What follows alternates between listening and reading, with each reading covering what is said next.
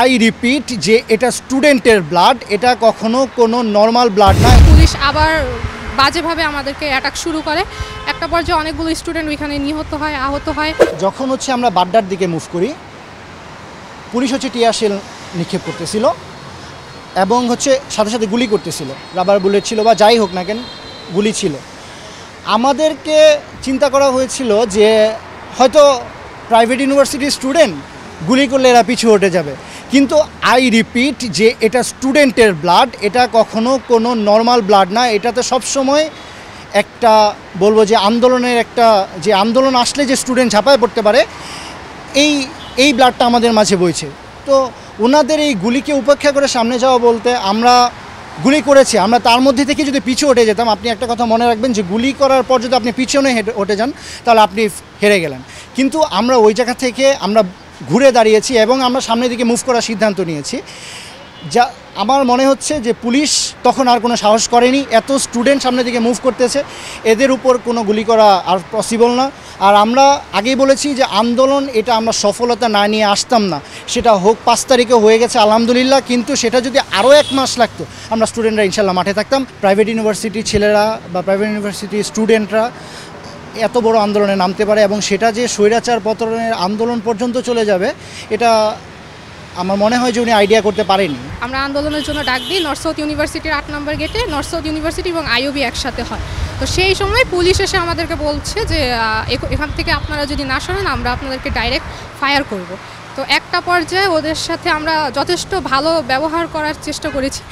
তো একটা সময় ওরা পিছু হেঁটে আমাদের সাথেই যমুনা পর্যন্ত আসছে এবং যখন ব্র্যাক ইউনিভার্সিটিতে হামলা হয় তখন আমরা আবার ব্র্যাকের দিকে রওনা হই যে হ্যাঁ, আমাদের ভাই বোনদেরকে ওইখানে মারা হচ্ছে, আমাদেরকে যাওয়াই লাগবে। আজকে যদি আবার নর্থ সাউথে হইতো ওরা অবশ্যই আমাদের জন্য চলে আসতো। তারপরে আমরা ওইখানে যাওয়ার পর মূলত বাড্ডার ওই সাইড থেকেই পুলিশ আবার বাজেভাবে আমাদেরকে অ্যাটাক শুরু করে। একটা পর্যায়ে অনেকগুলো স্টুডেন্ট ওইখানে নিহত হয়, আহত হয়। কিন্তু মানে ওই জিনিসগুলো দেখার পর মনে হচ্ছিলো যে আমার ভাই কেন মরতেছে, আমি তো কিছু করতে পারতেছি না, আমাকে এখন কিছু করতেই হবে। এবং এই যে রক্ত যে গরম হয়ে গেছিলো, মানে এই জিনিসগুলোর জন্যই আমরা সামনে অ্যাকচুয়ালি আগাইতে পারছি। যখন আমাদের আবু সাইদ ভাইদেরকে শহীদ হতে হয়, এছাড়া ঢাকা বিশ্ববিদ্যালয়ের শিক্ষার্থীদেরকে হলছাড়া করা হচ্ছে, এছাড়া আমাদের বোনদেরকে পিটিয়ে ছাত্রলীগরা রক্তাক্ত করছে, এছাড়া জাহাঙ্গীরনগর বিশ্ববিদ্যালয়ে আমরা দেখেছি যে তারা কিন্তু হলগুলোতে হামলা করেছে। তো এইগুলো দেখার পরে আমরা যারা সাধারণ শিক্ষার্থী আছি প্রাইভেট ইউনিভার্সিটির, তারা কিন্তু আমরা এটা দেখে বসে থাকতে পারিনি। আমাদেরকে এটা উত্তেজিত করেছে এবং আমরা সিদ্ধান্ত নিয়েছিলাম যে আর কোনোভাবে এই অন্যায়, এই অবিচার, এই বৈষম্য কখনোই সহ্য করে নেওয়া সম্ভব না।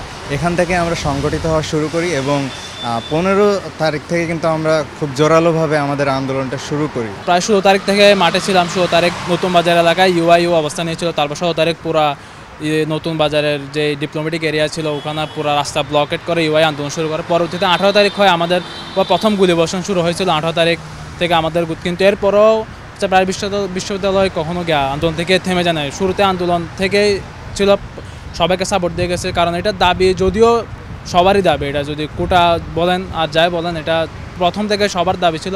ঢাকা বিশ্ববিদ্যালয় নামছে, পরবর্তীতে প্রাইভেট বিশ্ব তাদেরকে সাহস দিয়েছে, শক্তি যোগাইছে এবং সবার সম্মিলিত প্রয়াসে আন্দোলনটা সফল হয়েছে।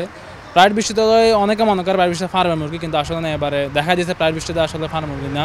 ওরাই আন্দোলনটাই সাহস, মানে প্রাইভেটকে যে শক্তি, পাবলিককে শক্তি যোগাইছে প্রাইভেট বিশ্ববিদ্যালয়।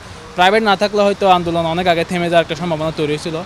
তাই প্রাইভেট বিশ্ববিদ্যালয় আন্দোলনে নেমে আসলে আন্দোলনের মোড়টা ঘুরিয়ে দিয়েছিল।